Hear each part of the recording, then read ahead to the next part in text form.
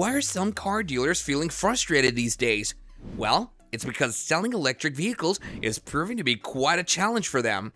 It's almost impossible for them to sell certain EVs. This is happening despite the fact that EV is the new trend. So, let's see those EVs. Number 9. Mercedes-Benz EQE. Despite Mercedes' excitement about their new electric sedan, it seems that customers aren't as hyped as they hoped. According to data from dealerships, there's a bit of a disconnect in demand. A manager at a Mercedes dealership in the US shared with Automotive News that they currently have over 6 months' worth of EVs in stock. In contrast, they only have a 50-day supply of the company's gas-powered cars. It's like the electric cars showed up at the party early and not everyone is ready to dance. Car Edge data also paints a similar picture, indicating that dealers have about 144 days worth of inventory for the Mercedes-Benz EQE. This surplus suggests that the demand for electric vehicles may not be as high as expected, at least not yet. Number 8. Cadillac Lyriq. Looks like General Motors is hitting a few bumps on the electric vehicle highway, especially when it comes to selling their EVs at a profit. Their luxury brand Cadillac had to slash prices for the Lyriq electric crossover in some international markets just to get them moving off the lots. The Lyriq is Cadillac's first shot at the luxury EV game, sporting some sleek looks and a modern interior. There are about 2,681 Lyriq EVs just sitting there at dealerships waiting for someone to take them home. That's like 151 days' worth of cars sitting idle. And it's not just Cadillac feeling the EV pinch. GM recently announced that they're pushing back the release of the Silverado EV pickup truck by a whole year. Why? Well, it seems the demand for electric trucks isn't as high as they'd hoped, plus they're dealing with some engineering challenges. Number 7. Nissan Leaf. Nissan made a big splash in the electric vehicle scene back in 2010 with the release of the Leaf. It was one of the first mass-market EVs, and people loved its 5-door hatchback design. But over the years, sales have been on a bit of a roller coaster with a downward trend in recent times. The Leaf, with an average price of around $33,000, has been struggling to keep up with the changing EV landscape. As electric cars become more mainstream and competition heats up, the Leaf has lost some of its shine. Nissan has even confirmed that they're phasing out the Leaf EV, which isn't too surprising given its slowing sales. According to Car Edge data, there are currently about 2,626 Nissan Leaf units sitting on US dealer lots just waiting for someone to drive them home. That's a whopping 161 days' worth of inventory, indicating that the Leaf's popularity has waned in recent times. Number 6. Ford F-150 Lightning. The Ford F-150 Lightning, Ford's electric powerhouse, has been on the market for a year now. You would think it's flying off the lot, but the reality is quite different. Reports reveal that nearly 9,000 Lightning trucks are sitting idle at US dealerships ready for immediate delivery. That's a hefty number of electric pickups just waiting around, amounting to a 182-day supply in the market. This electrifying truck comes with 2 electric motors and a choice of 2 battery packs. Opt for the larger extended range battery and you'll get a staggering 580 horsepower, launching the Lightning from 0 to 60 miles per hour in just 4 seconds. The EPA estimates its driving range between 230 miles with the base battery to 320 miles with the larger one. However, towing a trailer can quickly drain the battery, necessitating frequent charging stops. Ford recently announced layoffs of about 700 workers at the Michigan plant that builds the electric F-150, a move unrelated to the recent UAW strike. This contrasts with the strong demand for the Maverick, a combustion-based hybrid pickup truck. With Ford heavily invested in its EV future, the company may need to reassess its strategy and see if buyers will eventually rev up for these EVs. Number 5.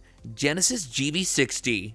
The Genesis GV60 is a new player in the EV arena, marking Genesis's debut in the electric vehicle market.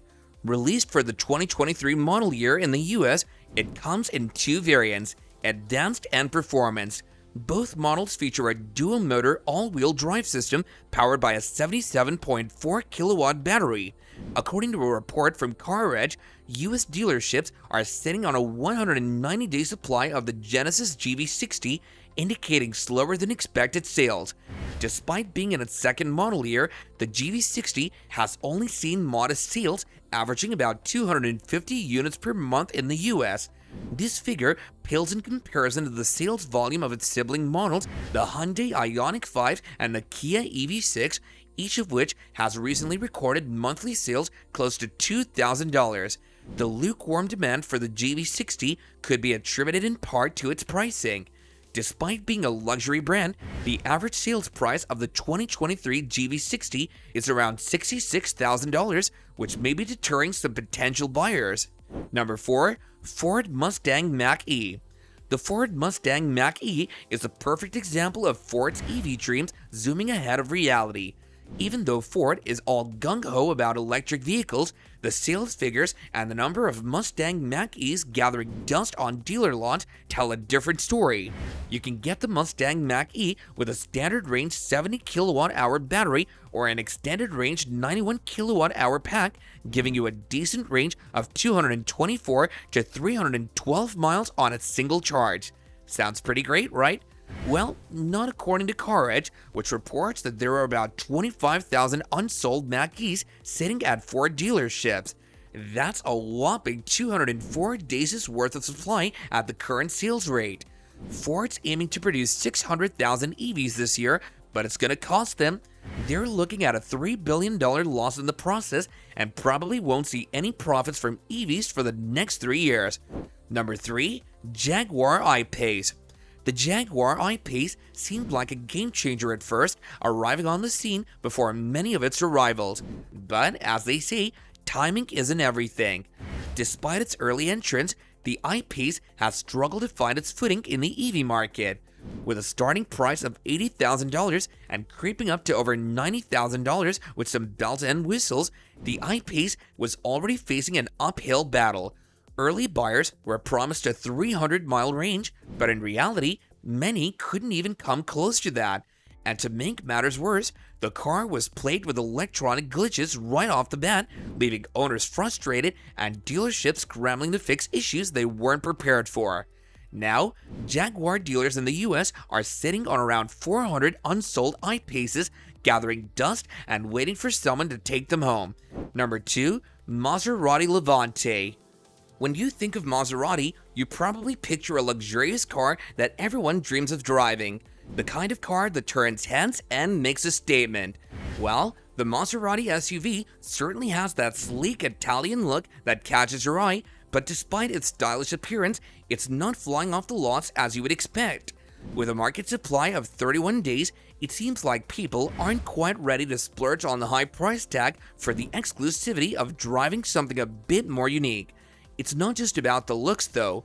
Consumer reports haven't been too kind, placing Maserati SUV towards the bottom for reliability compared to similar models. Owners have reported issues like rattling interiors and problems with the infotainment system. Number 1. Jaguar F-Type. When Jaguar rolled out the F-Type, it was like a blast from the past, a nod to their legacy of thrilling sports cars. But now, this sleek two-door is in a tough spot, facing off against newer rivals like the mid-engine Chevrolet Corvette and Porsche 718. The big question mark? Reliability. Some drivers have raised concerns about the F-Type's durability, along with complaints about its interior materials feeling a bit cheap. When you're dropping over $100,000 on a car, you want it to feel premium, right? That's where brands like Mercedes and Porsche come into the picture, offering both luxury and performance. Dealers are feeling the pinch too, with the F-Type sitting on lots for an average of 315 days. That's a long time to wait for a buyer.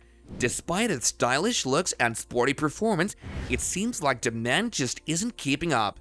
Well guys, that's the end of this video. Do hit that like button and subscribe for more juicy car videos. Until next time, bye for now.